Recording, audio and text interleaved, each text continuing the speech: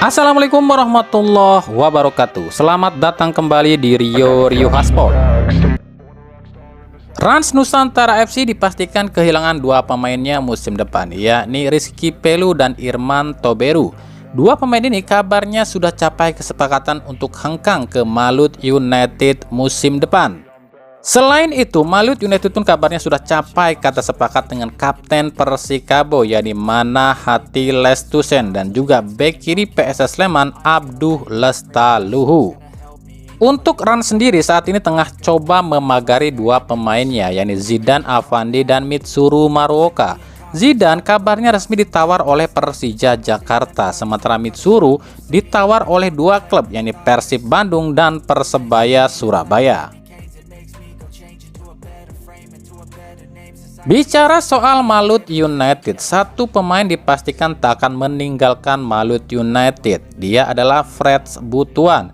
Freds kabarnya menolak untuk kembali ke Persib musim depan. Menurut Freds, dirinya dan istrinya memang sudah lama menginginkan jika Malut United promosi ke Liga 1, maka dirinya akan gabung dengan tim ini dan terus akan di sini meskipun kontraknya sudah habis. Dia akan tetap berusaha berada di Malut United. Di awal musim saya pernah bilang ke istri, kalau Malut United lolos ke Liga 1, saya pindah ke sana, ujar Fred Butuan.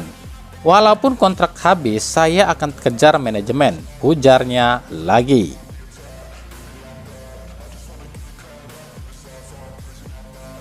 Masih dari Liga 2, Semen Padang FC resmi ajukan tawaran lagi pada Persib Bandung untuk bisa memboyong Teja Paku Alam musim depan. Hal ini sudah diunggah di akun Instagram Transfer Ligina. Selain Teja, ternyata Semen Padang pun meminta agar Persib melepas Zalnando. Dan berikut para pemain yang kabarnya tengah didekati oleh Semen Padang untuk Liga 1 musim depan. Ada Teja dan Zalnando dari Persib. Ada Jandia Eka Putra dari Kalteng Putra. Nofri Setiawan dari Bali United. Irsyad Maulana dari Persita Tangerang, Leo Guntara dan Ihsanul Zikrak dari Borneo FC, Fadilah Nur Rahman dari Rans FC, Afdal Yusra dari Barito, dan M. Iqbal dari Persebaya.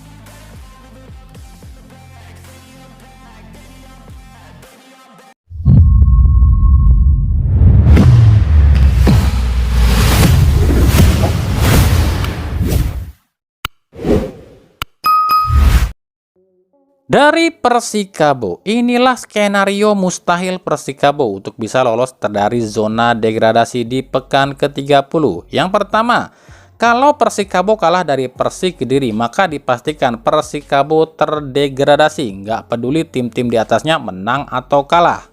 Yang kedua, meskipun menang lawan Persik Kediri, tapi kalau Arema, PSS, dan Persita menang dari lawan-lawannya, ya otomatis Persikabo pun tetap terdegradasi.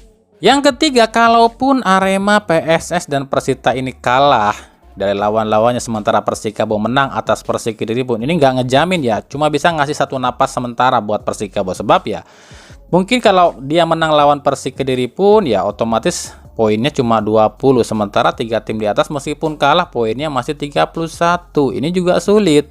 Nah, yang keempat adalah di 5 laga terakhir Persikabo menang terus, sementara PSS, Arema, dan Persita kalah terus. Barulah Persikabo bisa lolos.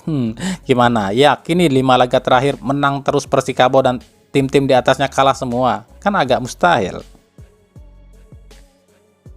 Yang jadi perdebatan saat ini, kalau Persikabo akhirnya terdegradasi, lalu Dimas Derajat mau kemana ya? Ikut Persikabo ke Liga 2 atau mungkin minggat ke klub Liga 1?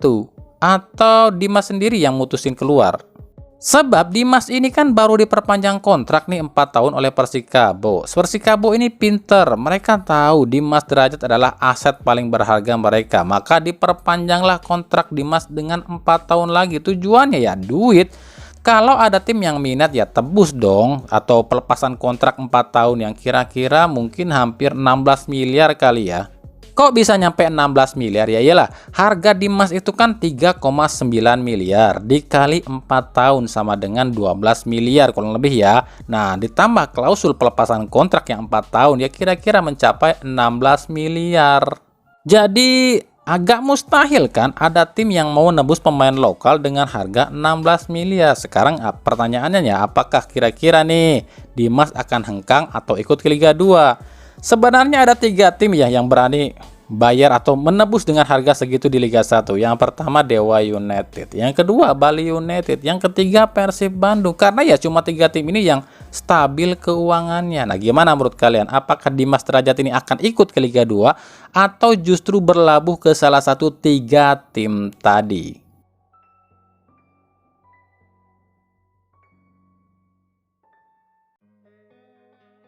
Dari Bayangkara FC, Raja Nainggolan sukses mencetak gol perdananya di Liga Indonesia saat jumpa Dewa United. Tapi tahukah kalian, gol Nainggolan ini berbau offside loh. Ini menurut kalian offside apa enggak ya? Nainggolan pun membantah jika golnya ini dibilang offside. Bahkan katanya sih harusnya Bayangkara FC ini nggak kalah di laga ini sebab ada peluang dari Brandao yang dinyatakan offside oleh hakim garis. Padahal menurut Nainggolan, Brandao itu tidak dalam posisi offside. Nah, gimana menurut kalian? Dan Nainggolan bilang, Indonesia ini butuh VAR. Lucu ya. Dulu dia bilang nggak butuh VAR tuh. Sekarang justru dia yang nyetak gol offside. Dia bilang dia butuh VAR. Maunya apa sih nih orang? Entahlah. Now nothing is possible anymore. So for me, VAR destroys football, but that's my opinion.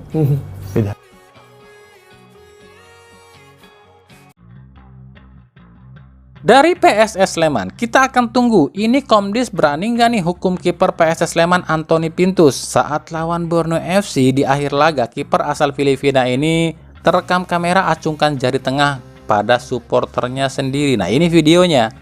Kalau tebakan Mimin sih jauh deh, nggak bakalan kena sanksi. Sebab Komdis pasti alasannya kayak gini nih, kan videonya juga nggak jelas, kan inilah, kan itulah, gitu kan? Ya gitulah Komdis terhebat kita.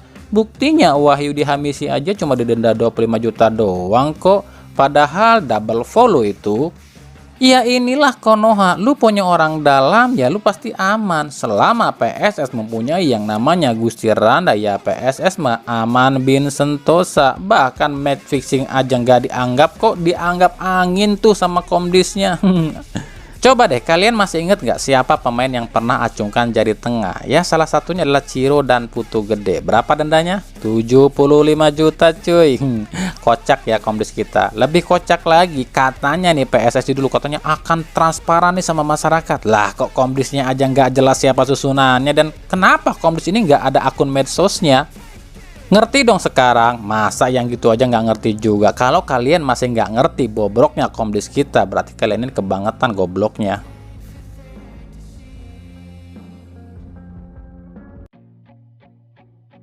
PSSI saat berita ini dibuat yakni Minggu 17 Maret 2024 pagi belum merilis jersey terbaru Timnas dengan aparel Elspro. Tapi bocorannya udah rame nih di publik. Seperti ini nih penampakannya. Nah, gimana menurut kalian?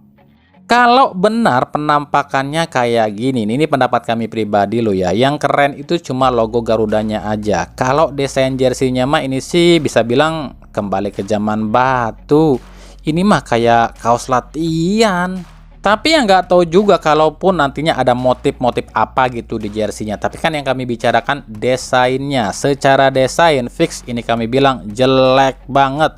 Untuk era modern seperti sekarang masih ada desain yang kayak gini ya, menurut kami sih ini payah banget, norak abis. Maaf lo Erspro, tapi jujur ya kalau benar ini jersey Timnas ya mendingan kalian cabutlah dari Timnas, biar yang lain aja yang bikin jersey buat Timnas. Ya masa jersey Timnas kayak gini. Tapi kita belum tahu ya apakah benar ini jersey Timnas terbaru atau ini cuma foto-foto aja, sebab ya ada foto yang beredar di mana Rafael Struijk ini tengah bersesi foto. Ini contoh jersey yang dipakai Rafael Struijk waktu itu ya. Lalu yang bikin kami kesel itu bukan cuma masalah desain jersey-nya, tapi kenapa coba harus merah-merah terus sih? Padahal kami dan beberapa jurnalis dan pengamat itu udah bilang sama Erick Thohir, stop pakai merah-merah. kenapa terus pakai merah-merah, kenapa nggak merah putih gitu loh. Entahlah, udah mulai lupa jati diri kayaknya PSSI ini.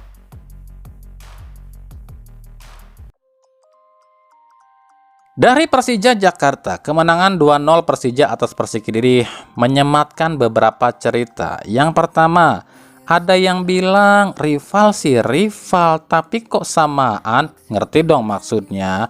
Sehari sebelumnya Persib menang atas Persikabo 3-1. Kala itu Persib bermain dengan 10 orang di menit ke-38 setelah Dado di kartu merah. Persib pun unggul lebih dulu. Persija pun hampir sama, unggul lebih dulu, dan di menit ke-55 alias babak kedua Persija harus main dengan 10 pemain setelah Firza Andika di kartu merah. Tapi Persija tetap menang 2-0. Cuma bedanya saat Persib main, banyak orang-orang tolol yang ngakunya fans Persija yang ngehujat Persib, yang bilang Persib tanpa P, dut dan lain-lain. Yang kami pun tahu siapa itu. Itu adalah orang tolol yang ngakunya fans bola, padahal cuma bikin ribut doang. Yang kedua, Marco Simic gacor lagi, cetak 2 gol di laga ini. Bahkan total mungkin Simic udah mencetak 9 gol. Lah kan ini kan agak aneh, kenapa di awal musim bapuk banget tapi tiba-tiba kok bisa gitu ya. Bahkan Simic ini sombong banget sampai bilang, tetap gue juga kan yang nolong Persija. Seolah-olah pemain lain tuh cuma jadi boneka gitu. Dan dia ini ngerasa kalau nggak ada dia ya Persija nggak bisa apa-apa. Sombong amat ya. Nah, menurut kalian kenapa Simic bisa gacor lagi di akhir kompetisi? Jawabannya kalau menurut kami sih simpel ya. Ini menurut kami aja loh ya. Ini karena akhir kompetisi. Otomatis Simic ini lagi nyari simpati ke klub lain dan bikin galau Persija. Jadi kalau Simic ini gacor, kan klub lain tuh tertarik buat ngerekrut Simic. Otomatis Persija harus lepas Simic dong. Yang artinya Persija harus lunasin hutang ke Simic. Dan kalau Persija nggak mau lepas Simic, ya udah lunasin dulu tuh hutang dan naikin gaji Simic. Gitu. Paham ya boys?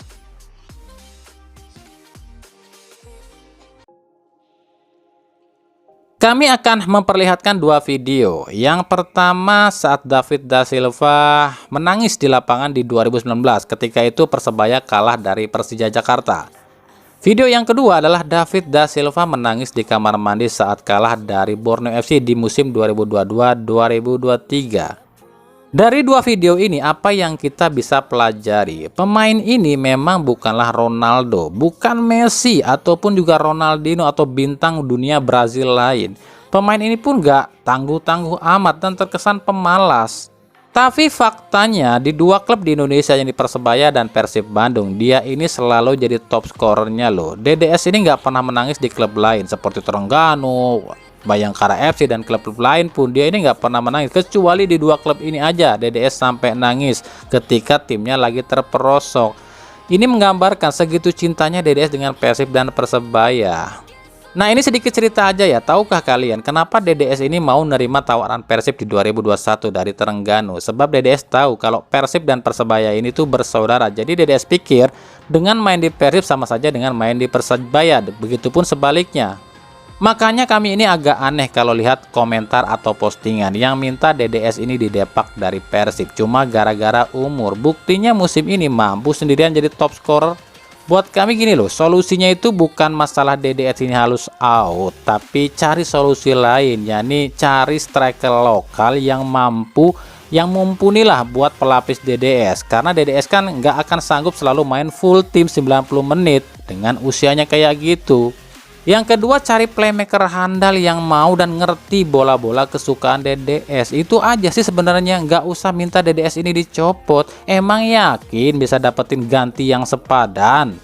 Persib secara fakta memang nggak pernah gagal merekrut back asing, tapi Persib beberapa kali gagal merekrut striker asing. Dan nggak bisa dipungkiri, DDS adalah salah satu striker asing terbaik sepanjang masa yang dimiliki Persib.